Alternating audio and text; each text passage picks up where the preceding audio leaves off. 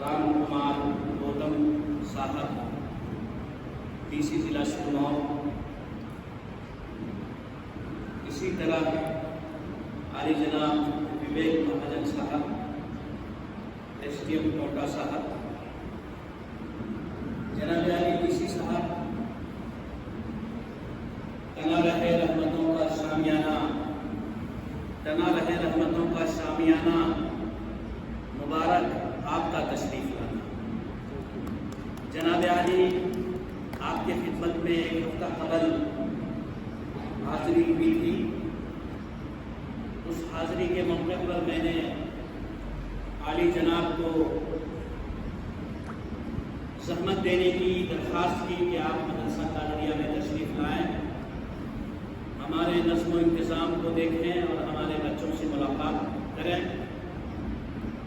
आपने आज़ाह नवाज़िश हमारी दरख्वास्त कबूल फरमाई और आज आप हमारे दरमियान रौनक अफरोज़ हैं। तहे दिल से मैं अपने इंतज़ामिया की तरफ से, उस्तादों की तरफ से और बच्चों की तरफ से आपका इस्तक़बाल करते हैं। जनाब आली, मदरसा क्या है और उसका उद्देश्य क्या है, मैं आपको तफसील से बताता, लेकिन वक्त आपका ज़्यादा हो रहा है। मुख्तसर तौर पर यह अर्ज़ है कि जिस रब्बे कायनात रब और भगवान ने इस दुनिया को पैदा किया और पैदाइश के मकसदों में एक सबसे बड़ा अहम मकसद जो इंसानों से रब को है वो उसकी आज्ञाकारी है, उसकी फरमाबरदारी है और उस रब की इबादत है। मुस्लिम फिक्रों के लिहाज से रब की ज़बान अरबी है, कुरान की ज़बान अरबी है और कहा जाता है कि मरने के बाद जब कब्र में दफनाया जाएगा तो वहाँ भी दुनिया के कर्म का, करतब का जो सवाल होगा वो अरबी ज़बान में होगा। इसी तरह मुसलमान जो प्रार्थना करते हैं, इबादत करते हैं नमाज की शक्ल में, तो नमाज भी अरबी ज़बान में पढ़ी जाती है। ये उद्देश्य है मुसलमानों का और मकसद है मुसलमानों का अरबी सीखने का, क्योंकि नमाज में भी अरबी है और कब्र की ज़बान भी अरबी है, जहाँ हम आखिरी ज़िंदगी गुजारेंगे, सांस हमारी बंद हो जाएगी। इसलिए मुसलमान जहाँ कहीं भी रहते हैं वो मदरसा कायम करते हैं और उद्देश्य में ये होता है कि वो रब की इबादत जिस ज़बान में ख़ास तौर पर होती है, जैसे हिंदू धर्म के लोग संस्कृत में करते हैं, ईसाई लोग बाइबल में करते हैं, सिख लोग गुरुमुखी ज़बान में करते हैं, उसी तरह मुसलमान अरबी ज़बान में करते हैं।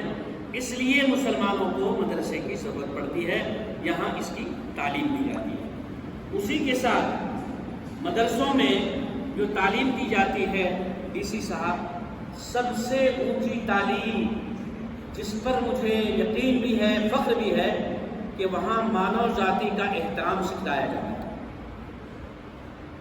आप कोई TV प्रोग्राम, अखबारों में और दुनियावी हालात में ऐसा कभी भी नहीं सुनेंगे कि मदरसे वालों ने, मदरसे के छात्रों ने कभी मुल्क और किसी समुदाय के खिलाफ कोई एजिटेशन किया, न हुआ है और नहीं होगा।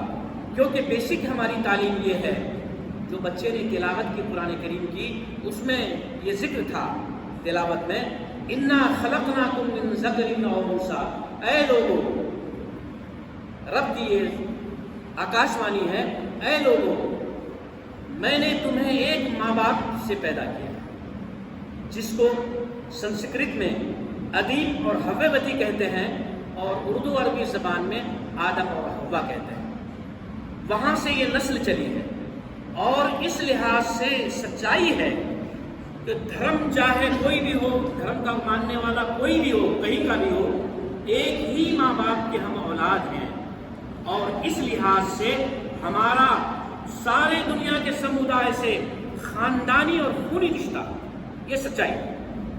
दुनिया की जहन कुछ भी हो, दुनिया किसी भी तरफ चले, लेकिन मदरसा का उद्देश्य यही है कि दुनिया में सारे इंसान एक रब के बंदे हैं اور آپس میں خونی اور خاندانی رشتہ ہے۔ اس مقصد کے تحت مدرسے کی تعلیم ہوتی ہے۔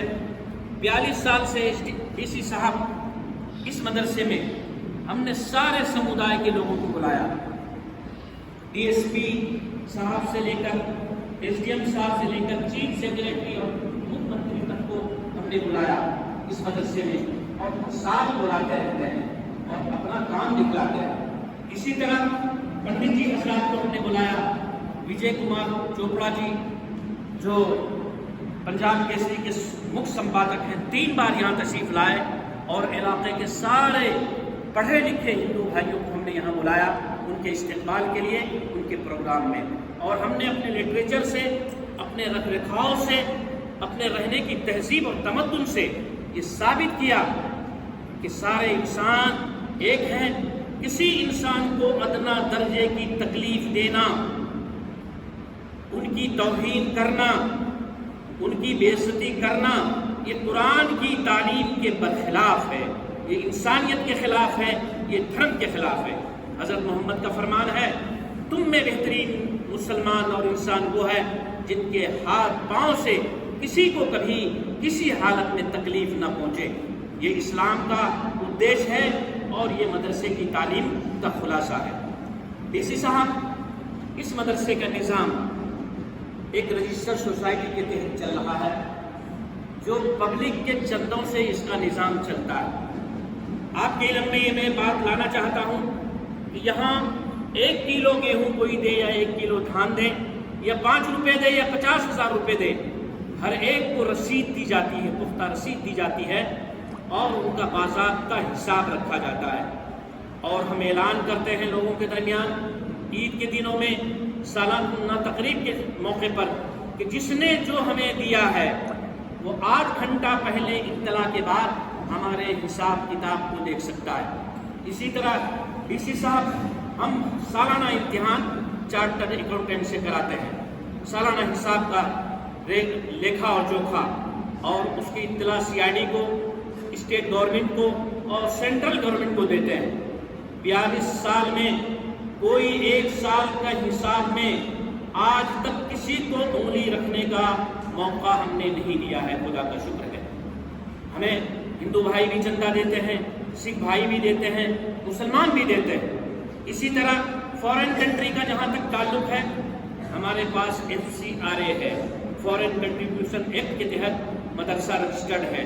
جو آمدنی ہوتی ہے ان کا فورن منسٹری آف ہوم افیئرس میں ہم ان کا حساب دیتے ہیں۔ اب ہمارے پاس تقریباً 2 سال سے یہ رقم آنا بند ہے، اس لیے کہ FCRA کی گورنمنٹ تحقیقات کرا رہی ہے۔ اب ایک لمبا مسئلہ ہے کہ کیا سچائی ہے، کیا غلط ہے، کیا انداز ہونا چاہیے ہمارے دیش میں، کہاں دیش کے چلانے میں کچھ بھول چک ہو رہی ہے۔ یہ ایک ہم لوگوں کا اپنا مسئلہ ہے، ہمارے گھر کا مسئلہ ہے، ہمارا دیش کا مسئلہ ہے۔ ہم کو آپس میں ہم پرائم منسٹر صاحب کو بارہا خط لکھتے ہیں، نریندر مودی صاحب کو، وہ خط اخبار میں بھی چھپتا ہے کہ صاحب آپ کا نعرہ بہت عمدہ ہے، سب کا ساتھ، سب کا وکاس اور سب کا وشواس۔ اگر یہ تینوں نعرے پر ہمارا ملک چلے تو یہ جنت کا نمونہ بن جائے۔ ہمارے دیش میں کس چیز کی کمی؟ یہ جنت کا نمونہ ہے۔ دیش ہر نعمتوں سے مالا مال، یہاں کوئی موسم کی، کوئی دولت کی، کوئی شخصیت کی کمی نہیں۔ یہ ہمارے ملک کو بھی چلاتے ہیں اور تقریباً پورے دنیا کو ہندوستانی چلاتا ہے۔ اتنی قابلیت اس مٹی میں اللہ نے رکھی ہے، ہمارے ملک کے لوگوں میں اتنی صلاحیت ہے۔